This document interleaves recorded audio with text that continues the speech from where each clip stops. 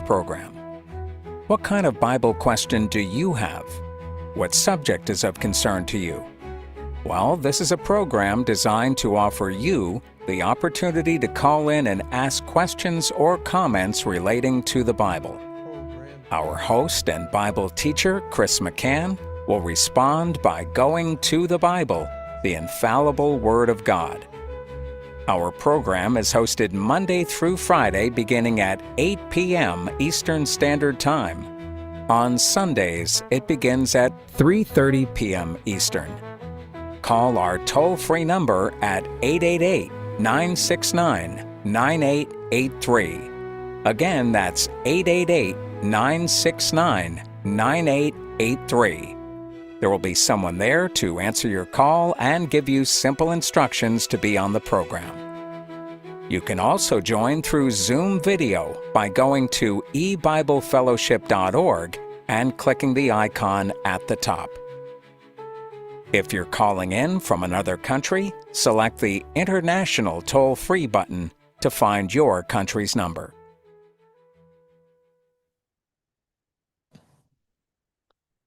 Good evening. Good evening, everyone. Welcome to E-Bible Fellowship's new open forum program. During this time, we're going to open up the phone line to take your call, and each listener is invited to give us a call if you have a question or a comment about the Bible, about maybe something you've heard taught on E-Bible Fellowship, a doctrine, just how we are approaching a Bible verse or anything like that.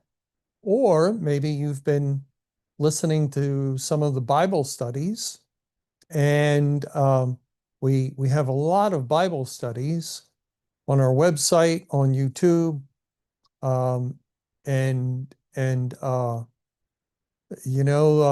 Bible studies are trying to go in depth into the Bible. And they really should provoke someone's thinking in the scriptures concerning the topics, the verse that's being discussed. And so if you're listening to the studies and occasionally we get someone call in about a Bible study, and I personally really appreciate those calls, then that would be an excellent use of this program to check on something and say, now you said this in the Bible study, and it made me think of this verse, or I'm wondering why you said that, whatever. And we could discuss that further. Okay. We're going to now go, excuse me a second, going to now go to our first caller tonight. Welcome to our program. Please go ahead with your call. Hi, Chris. Can you hear me okay? I have the heater on. Yes, very Okay. loud, very clear. Okay, good. On September 16th on the Q&A, you were speaking of the work of the Jubilee going into eternity, and you had mentioned 6 possibilities for the very last day of Earth's existence in the year 2033, and one was the 7th day of the 10th month. And I'm just curious, do you know what these correspond to in our calendar for 2033, like the 7th day of the 10th month, and then you said the 7th day of the 1st month, but then you said the Feast of Tabernacles. I think that would be the 10th day of the 7th month, not the 7th day of the 10th month, right? And 10th day of the 7th month would be the Day of Atonement. 7th.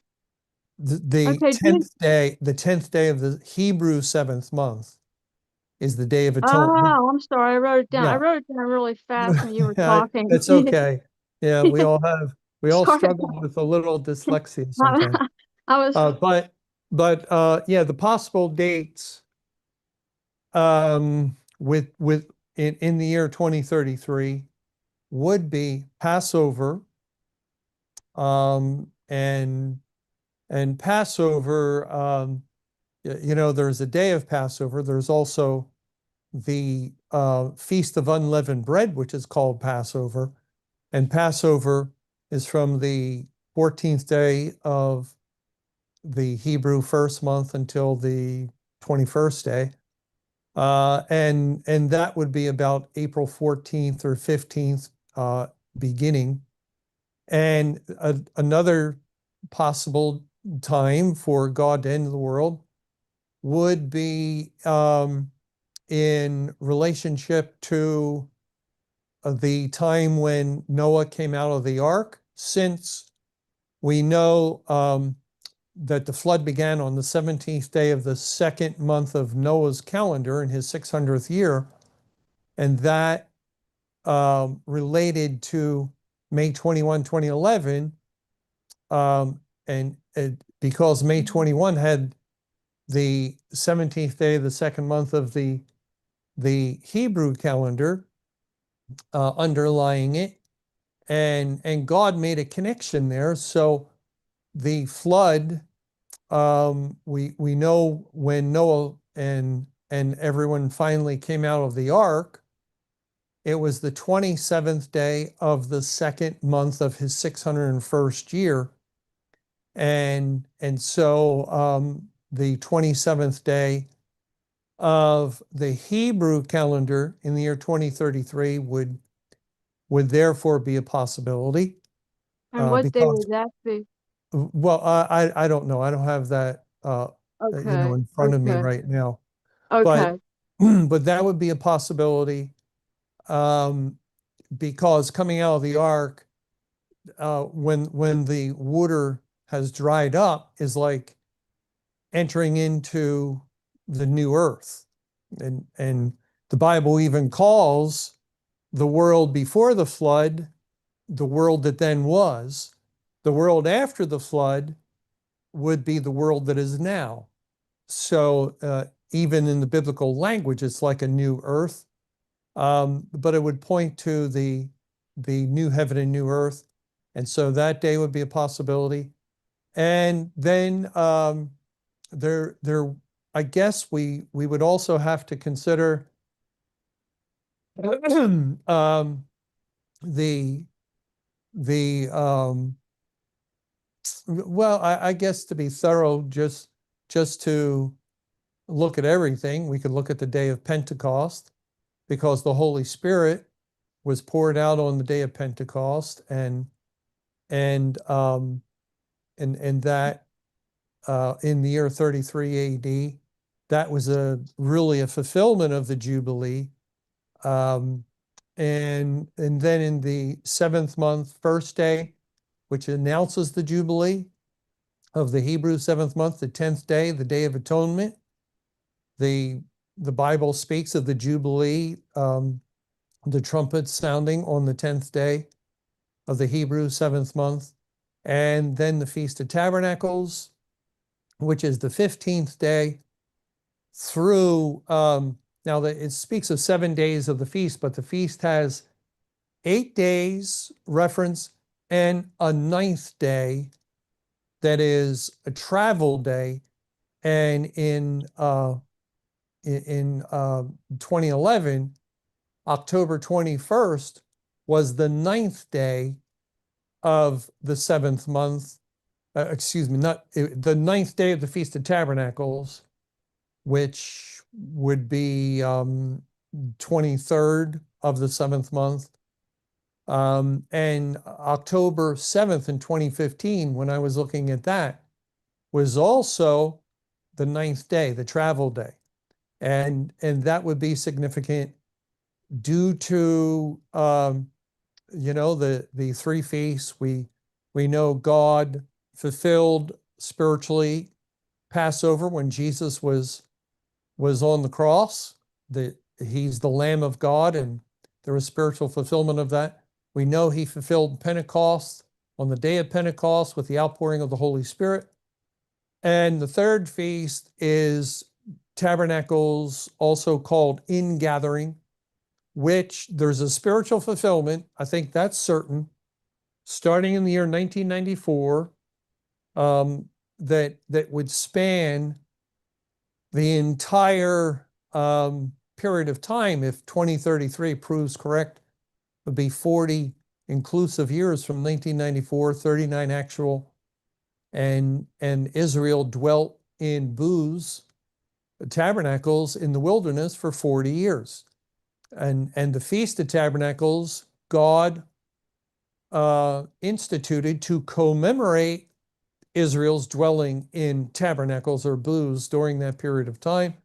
So it's actually fitting. There's a prolonged 40 inclusive year period of keeping that feast. And yet also the Bible speaks, the phrase the last day is found 8 times in the Bible.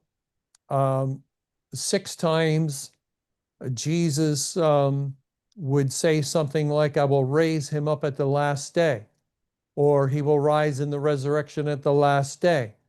It has to do with the resurrection and the rapture that takes place on the literal last day of Earth's existence, 6 out of the 8 times.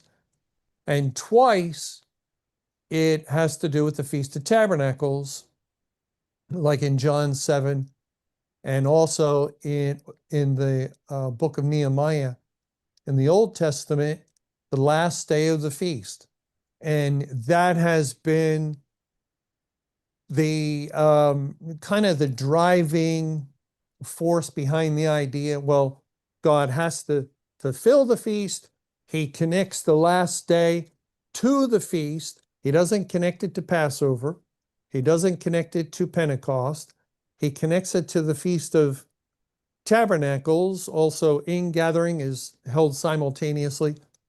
And so there, that could be the ultimate fulfillment of the Feast of Tabernacles, as well as Ingathering, because on the literal last day, when God takes all of his people out of the world, what's he doing? He's bringing in his fruit to, one final time, gathering them in their new resurrected form, bringing them into the new heaven and new earth. Ingathering, he's ingathering them. And so that would tie in. Now, Right. And as far as the actual date, I've looked at it before, but I don't remember right now. okay, I was just curious because it was interesting. Well, because the only date I really know is as a possibility is April 14th, 15th, the Passover, Yeah. the beginning of, yeah. And Well, so that on is AI, a good possibility. That is a good possibility right, due so to the 8,000 days from May 21, 2011.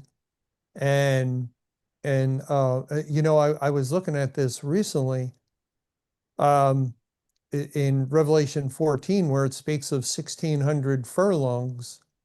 The idea, if we go there, and this is, again, going back to October 7th in 2015, the reason for looking at that date was it was 1,600 days exactly from May 21, and that would identify with the 1,600 furlongs.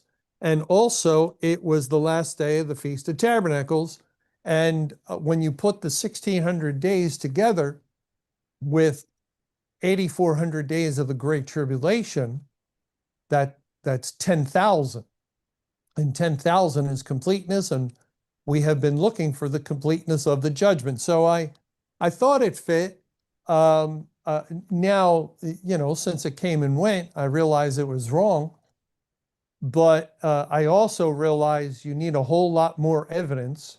And that's why, when people, they'll pull one, two, three things together and they'll say, okay, it's going to be September 2026, or it's going to be 2027 or 2028 or whatever.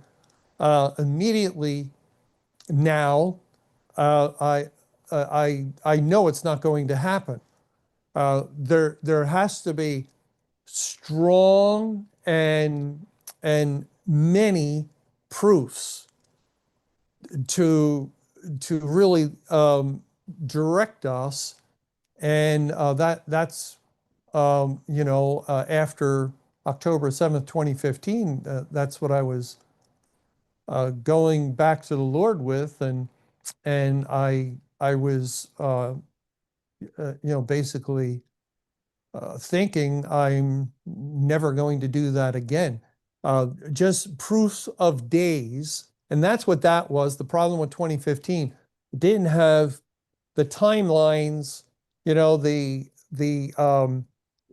years didn't come to that year. Like for instance, from any date in the Old Testament, it didn't arrive on the year 2015. So I was looking at 10,000 days on that date. I was looking at 1,600 days, looking at the last day of Tabernacles, but it didn't have the confirmation that is necessary that pointed us to 1994 as a significant date, that pointed us to May 21, 2011, 7,000 years from the flood. You need that. Now, what I've been hearing lately is people put forth various dates. It's basically all like days, or they'll speak of 1,335 days, or Right. something like that. And no, that's not going to work. But in Right. Revelation 14, it says in verse 18, and another angel came out from the altar which had power over fire, and cried with a loud cry to him that had the sharp sickle, saying, thrust in thy sharp sickle and gather the clusters of the vine of the earth, for her grapes are fully ripe. Okay, now the word gather, where it says in here in verse 18, gather the clusters. It also is used in verse 19, and the angel thrust in his sickle into the earth and gathered the vine of the earth and cast it into the great winepress of the wrath of God. That word gather is only found 3 times in the New Testament, twice here, in verses 18 and 19. And we wonder because what is it referring to? Is it referring to good fruit or bad fruit?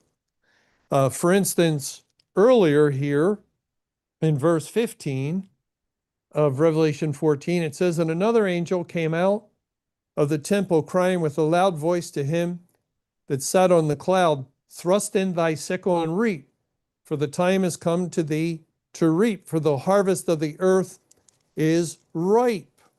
Well, this word ripe is translated as withered. The fig tree withered away. It's translated as withered in John 15:6, as a branch that, separated from the vine is withered. Christ is the vine. And in James 1:10, 1 Peter 1:24, the grass withereth. So that's not good fruit. That's not good fruit. But in verses 18 and 19, when it speaks of gather the clusters of the vine of the earth, for her grapes are fully ripe. Well, in the only other place gather is used is in Luke 6. Luke 6 I'll read verses 43 and 44. For a good tree bringeth not forth corrupt fruit, neither doth a corrupt tree bring forth good fruit. So this is about corrupt fruit and good fruit. And then in verse 44, for every tree is known by his own fruit. For of thorns men do not gather figs, nor of a bramble bush gather they grapes. So figs are the good fruit, and the grapes are the good fruit. Gather grapes. The word gather, same as in Revelation 14. And it says, but of thorns or of a bramble bush. Now, thorns and bramble identify with the apostate church at the end of the church age, as it says in Hebrews 6, where God is speaking, of course, parabolically. We read in Hebrews 6, it says in verse 7, for the earth which drinketh in the rain that cometh oft upon it, and bringeth forth herbs meet for them by whom it is dressed, receiveth blessing from God. But that which beareth thorns and briars is rejected. Now, briars is, it's the word, I believe, translated bramble. Thorns and briars is rejected, and is nigh unto cursing, whose end is to be burned. That's what you do with the dry, withered branches, you burn them. So the church, which had no latter rain, has no fruit at its end. As far as the feast of in the latter rain period of the Great Tribulation. So that's telling us you do not gather grapes of the bramble bush, nor figs of thorns. You don't bring, and it has to do with good fruit. So the gathering of grapes is the good fruit, and that's the only verse we can go to help us in Revelation 14, which means that this is telling us about the good fruit in Revelation 14 in this context of Judgment Day, and also at the end of verse 18, gather the clusters of the vine of the earth, for her grapes are fully ripe. And fully ripe is Strong's number 187. It's only used here, but it's related to a word in Matthew 15, 186 in Strong's. Matthew 15, verse 16, where it says, and Jesus said, are ye also yet without understanding? And that had to do in relationship to a parable. I believe the previous verse said, declare unto this parable. And he said, are ye also yet without understanding? It's the word yet. And if we bring that understanding, and again, it's a related word, it's not the same word, but you have to look for help where you can get it. If we bring that understanding back to Revelation 14, gather the clusters of the vine of the earth, for her grapes are yet. Yet. It's Judgment Day, and the grapes that are to be gathered, the good fruit, are still on the earth. They're still on the earth. They are yet. And the angel thrust, in verse 19, in his sickle into the earth, and gathered the vine of the earth, and cast it into the great winepress of the wrath of God. Now, we can see, where that leads us. It's saying, if the gathering of the grapes are the elect, if they are the fruit that is yet, it's saying we are cast cast into the great winepress of the wrath of God. And the reason why I started looking at this again is because of John 21. In John 21, people brought this up in the past, and I really didn't have too much understanding of it. But in John 21, we find Peter and other of the disciples are fishing, and they catch nothing. And Jesus, in his resurrected form from land, directs them to cast the net on the right side of the ship. And so it says in John 21, verse 6, and he said unto them, cast the net on the right side of the ship, and ye shall find. They cast therefore, and now they were not able to draw it for the multitude of fishes. Okay, so they catch a great catch of fish. All the fish are in the net, but they can't draw it because it is a great multitude. And you know, as soon as they catch all the fish, that's the end of the Great Tribulation. That's the end of the latter rain. Once the great multitude of fish have been caught and are in the net, then that signals no more sending forth of the gospel, no need. You know, it's immediately after the tribulation. God doesn't waste a moment. Immediately after the tribulation, the sun is darkened. During the time of the Great Tribulation, the second part, the great multitude are saved out of the Great Tribulation. And so here they cast according to Christ's direction. They're not able to draw it for the multitude of fishes. And that's why we speak of a delay in drawing at this time. But then it says in verse 7, therefore that disciple whom Jesus loved saith unto Peter, it is the Lord.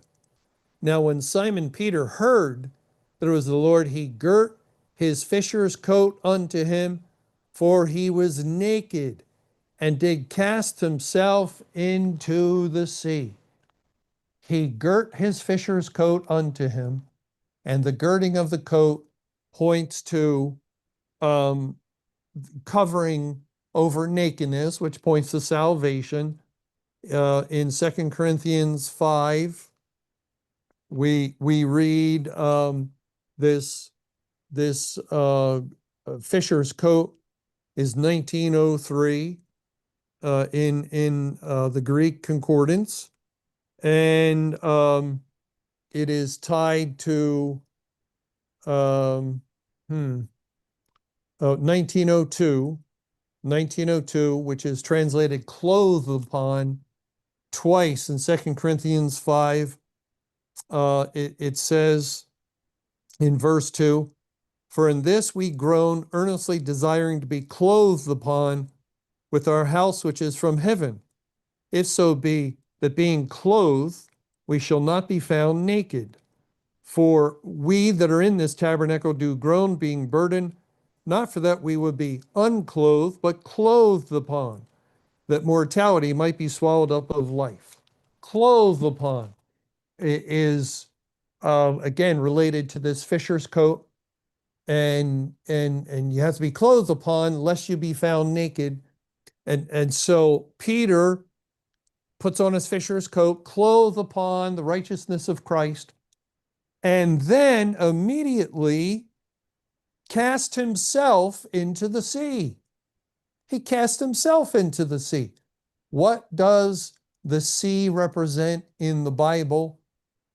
And the answer is, well, yes, it can have various, a few implications, but for the most part, it represents hell or the grave. It represents the wrath of God. And notice the word cast, the same word from Revelation 14, cast gather the vine of the earth and cast it into the winepress of the wrath of God. The word cast is used when we read of being cast into hell, cast into everlasting fire, cast into the lake of fire. It is that same word. Around 30 times, it would identify with the judgment of God, hell, fiery destruction, and so forth. And Peter cast himself into the sea. And there we see the picture. All to be saved have been saved. They're in the net, safe and secure. Peter wouldn't leave his post as a fisherman if all the fish weren't already caught. But once all the fish are caught, that's the end of the Great Tribulation. Immediately after, it's Judgment Day. It's hell on earth. And Peter, representing the elect of God, cast himself into the sea. Why would the elect do that? Well, because God opens up our eyes of understanding, and we realize from the Bible it is Judgment Day, and we proclaim it, even despite the fact that we're alive on the earth. We're basically, as we have been saying, the door is shut, the light of the gospel's out, no more gospel water is flowing, no more salvation. We have been witnessing to the fact that the condition of the bottomless pit has risen to earth above.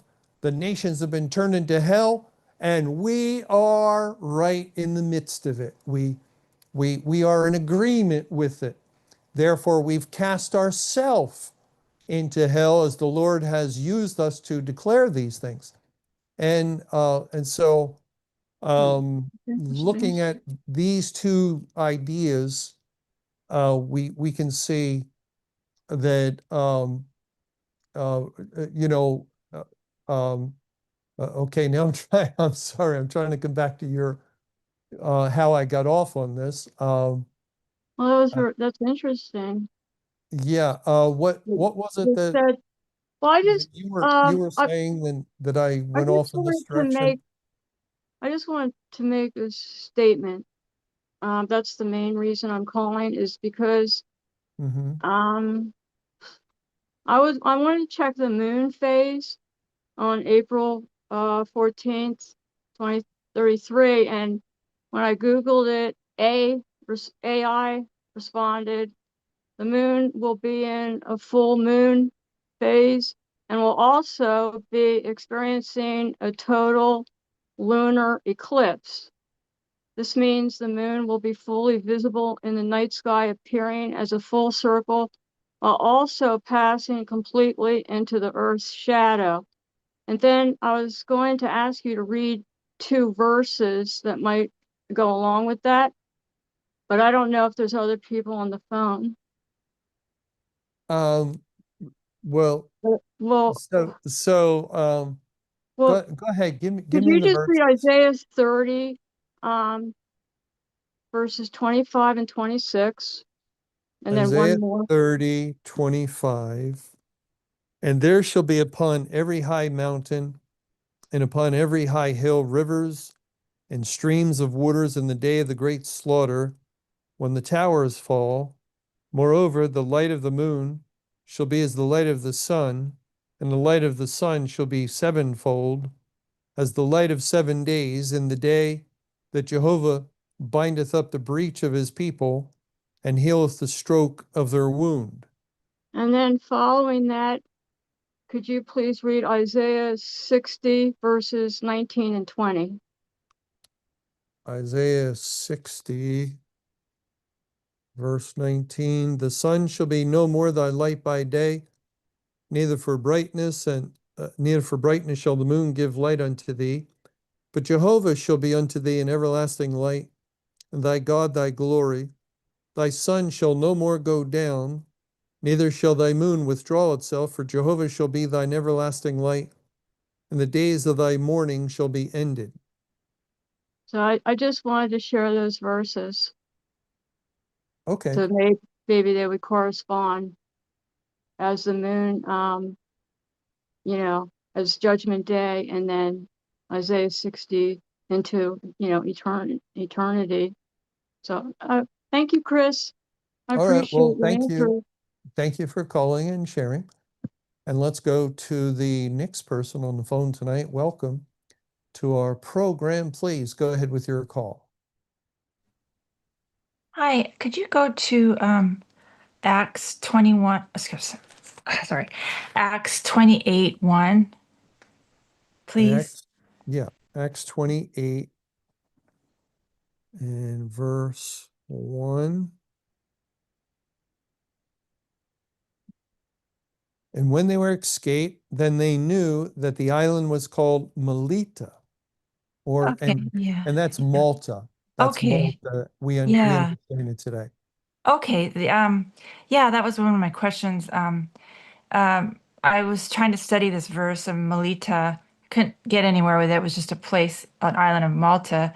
And then when I Googled it, it said honey or sweet. And then when I looked up the word Melita 3194, right above it was 3193 honeycomb. And then right above that was 3192 honey. So I was wondering,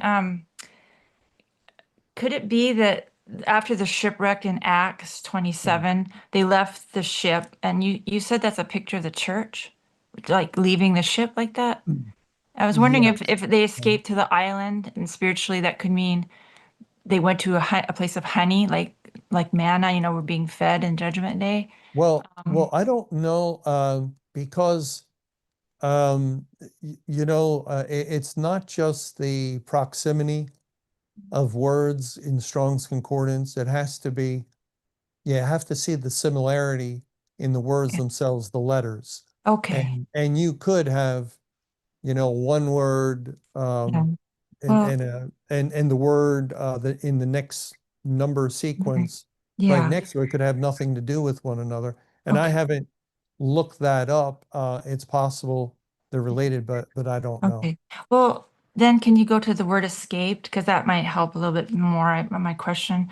Mhm. That word escape means to bring safely. It's the same word as First Peter 3:20. If you could go there, it means saved, and it's connected with Noah.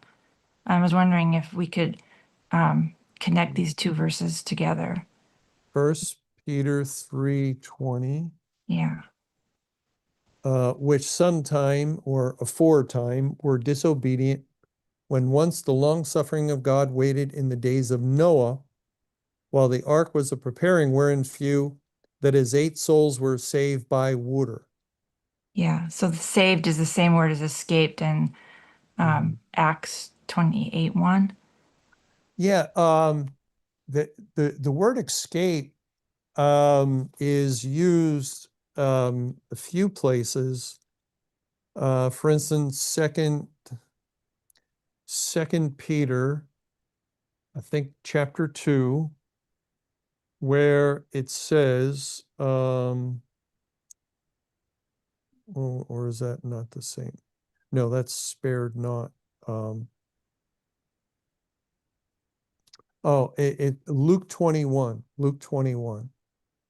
where we find God referring to escape. Luke 21:34, and take heed to yourselves, lest at any time your hearts be overcharged with surfeiting and drunkenness and cares of this life, and so that day come upon you unawares. For as a snare shall it come on all them that dwell in the face of the whole earth. Watch ye therefore and pray always that ye may be accounted worthy to escape all these things that shall come to pass and to stand before the Son of Man. So there, the implication, if you escape the snare that has come upon the whole earth in Judgment Day, you're saved, you're delivered. It's also the word here is the same as 1 Thessalonians 5 that tells us of Christ coming like a thief in the night. In verse Verse 2, it mentions that Jesus comes like a thief in the night. Verse 3, for when they shall say peace and safety, then sudden destruction cometh upon them. And the word sudden is translated unawares back in Luke 21, in verse 34. So that day come upon you unawares. So it definitely ties these two passages together. Then sudden destruction or unawares destruction cometh upon them as travail upon a woman with child, and they shall not escape. But ye, brethren, are not in darkness, that that day should overtake you as a thief. Again, they will not escape, but ye, brethren, implication is will escape. In Revelation, no, not Revelation, Proverbs 19,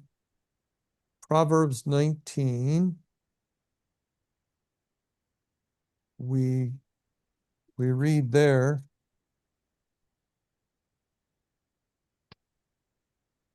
in verse 5, a false witness shall not be unpunished, and he that speaketh lies shall not escape. And in verse 9, a false witness shall not be unpunished, and he that speaketh lies shall perish. So it's almost word for word, except in the one place we read not escape. In the other place we read perish. That's what it means. If you do not escape, you will perish. If you're able to escape by the grace of God, you will not perish, you will live. And so I believe if we follow the word in the Old Testament, it's tied to the coming out of Babylon, if I remember right. To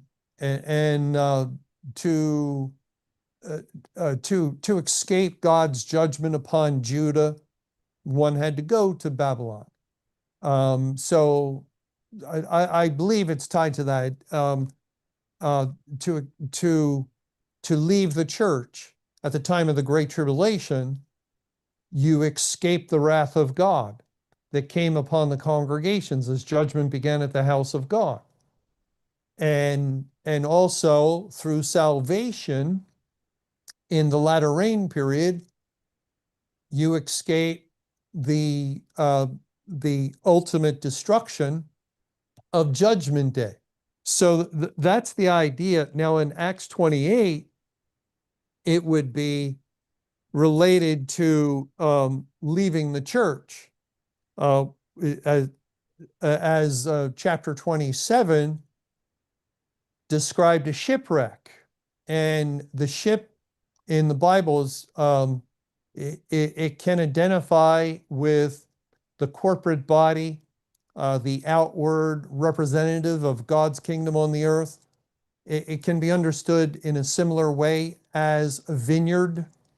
God is the owner of the vineyard, and when the husbandman in the parable that Jesus gave in Matthew 21 killed the owner of the vineyard's son, then he sent his army to destroy those men and to turn it over or to let it out to other husbandmen.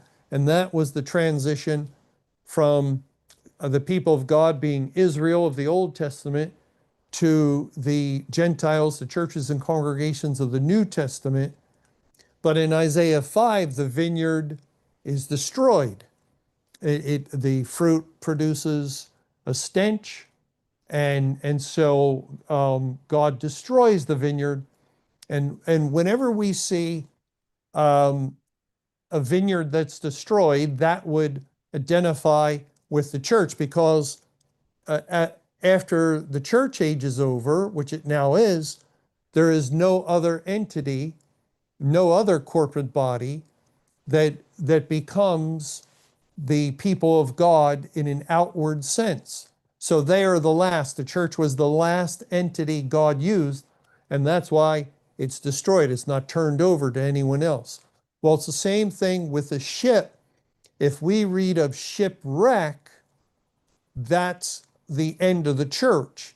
If we read like we do in Jonah chapter 1, the ship is like to be broken, it says, I think in verse 5, but it's not actually broken. As a matter of fact, once they cast Jonah overboard, the sea becomes calm and they fear and offer sacrifice and continue on their way. So that ship is not broken in actuality because it typified Israel. Who was it that were the people of God at the time Christ went to the cross to demonstrate the wrath of God? It was Israel. So when we read in chapter 27 of the ship that's destroyed, as it says in verse, the ultimate destruction is described in verse 41, and falling into a place where two seas met, they ran the ship aground, and the forepart stuck fast and remained unmovable, but the hinder part was broken with the violence of the waves. And the word broken is an interesting word. It's the Greek word, I believe, luo, a form of luo, which means loosed. It's the same word as we read in Acts 13 in verses 42 and 43, where it says, and when the Jews were gone out of the synagogue, the Gentiles besought that these words might be preached to them the next Sabbath. And the word next should have been translated between, the between Sabbath. So they preached to the Jews on in the synagogue on their Sabbath, the seventh day. The between Sabbath would be the next day, from the seventh day to the first day, Sunday, and it was between two seventh-day Sabbaths. So they were just in the synagogue on the seventh day.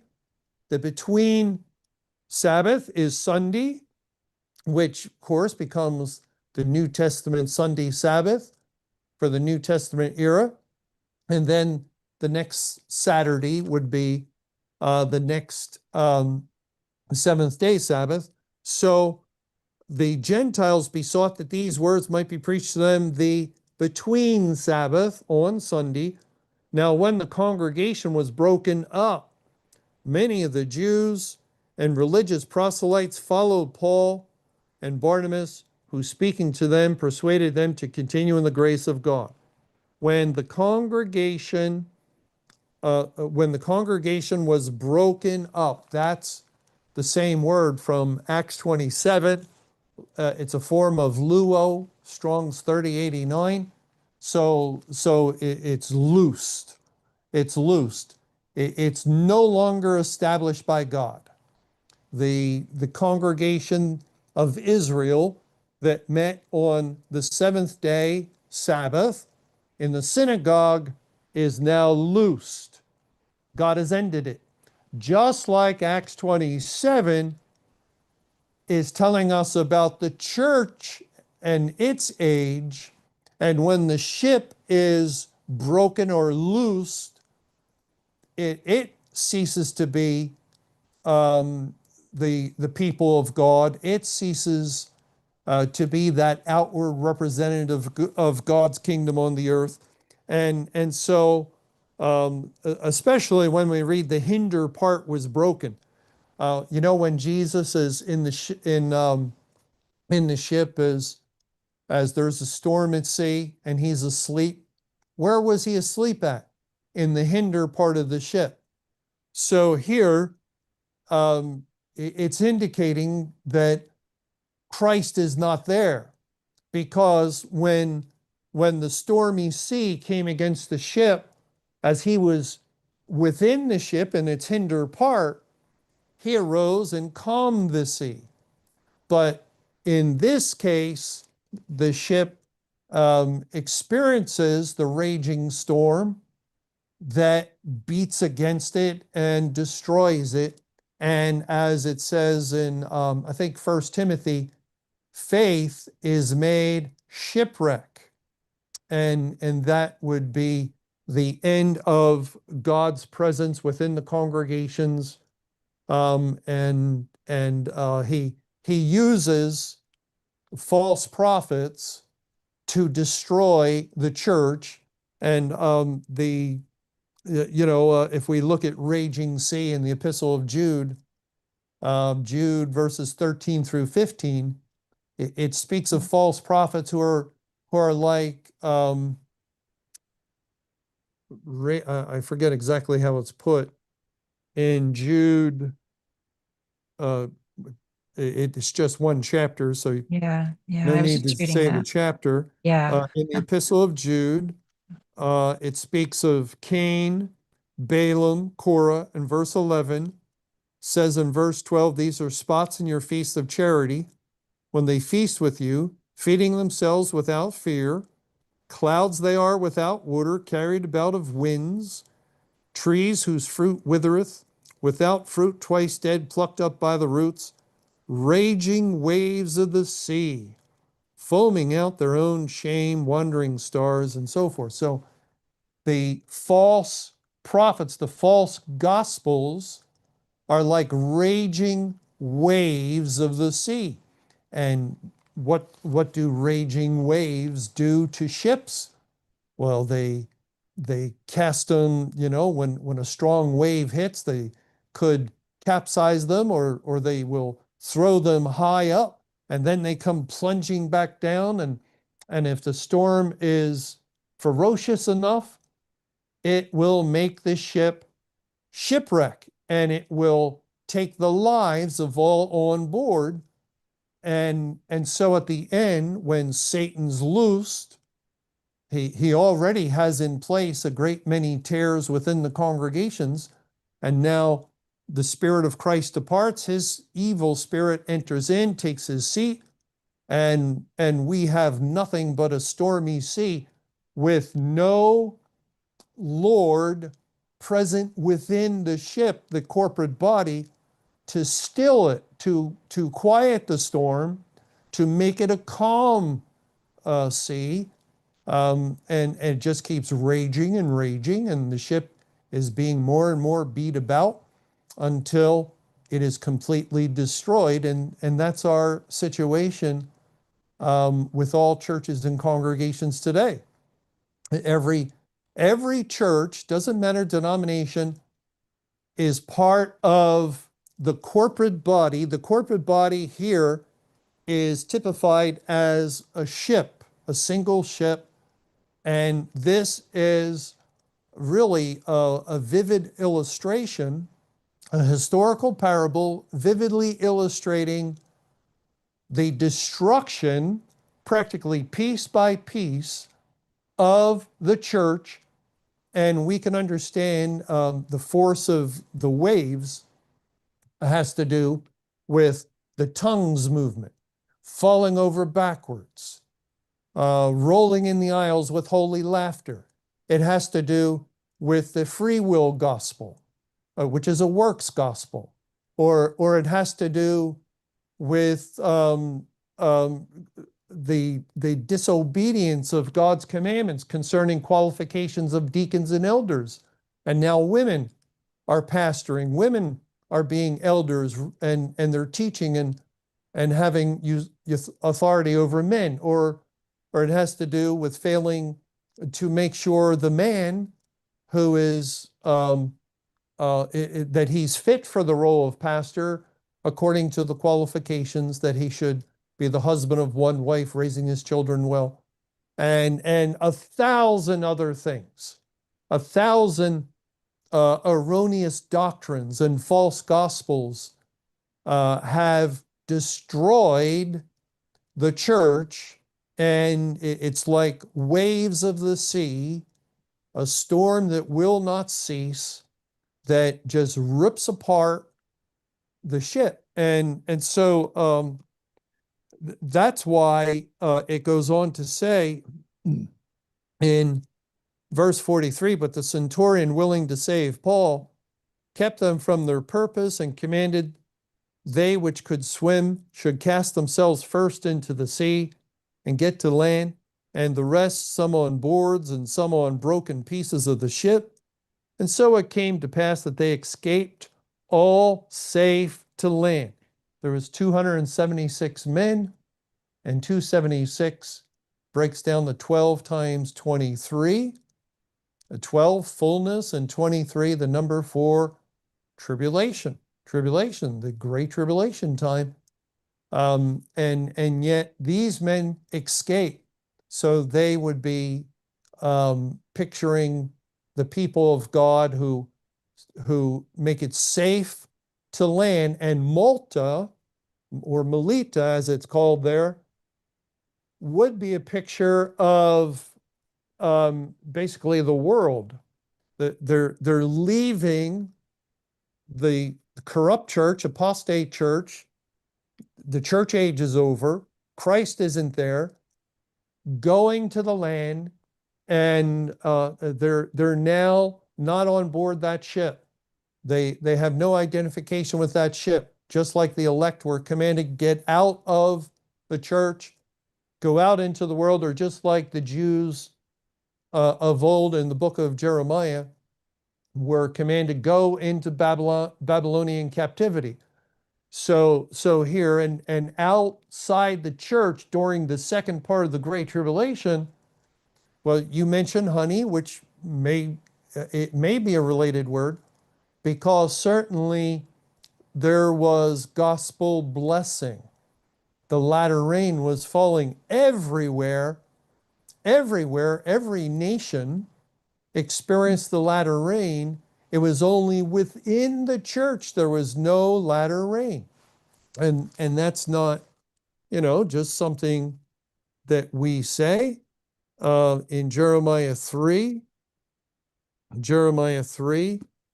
it says, and remember, God uses Judah and Israel as types and figures. Here, there would be a type and figure of the New Testament church. Of Jeremiah 3, verse 3, therefore the showers have been withholden, and there has been no latter rain. And thou hast a whore's forehead, thou refusest to be ashamed.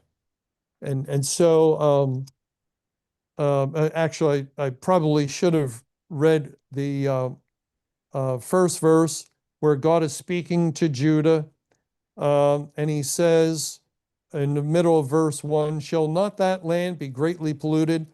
But thou hast played the harlot with many lovers, yet return again to me, saith Jehovah. So God sees their sins, brings judgment upon Judah, and the judgment is no latter rain. Now, when we say 1994 was the official time of judgment on the church, this is the big reason. Because 1994, September 1994, the latter rain went forth to all nations across the face of the earth. God was stretching forth his hand the second time, second outpouring of the Holy Spirit to save a great multitude. But within all churches, no latter rain.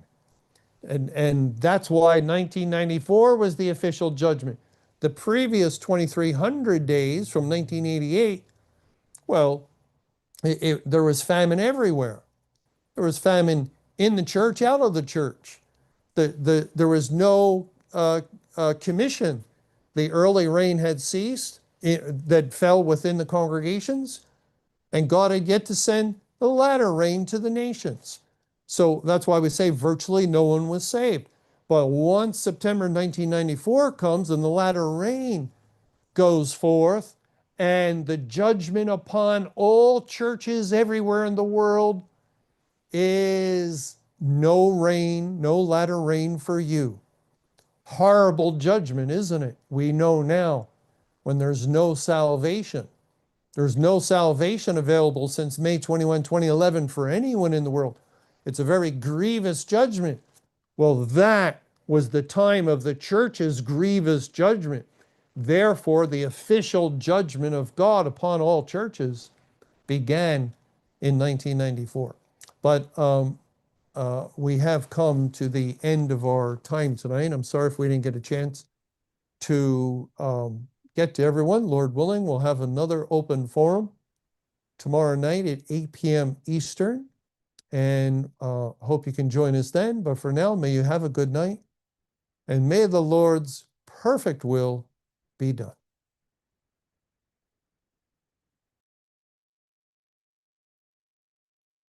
Thanks again for joining us for E-Bible Fellowship's live open forum program.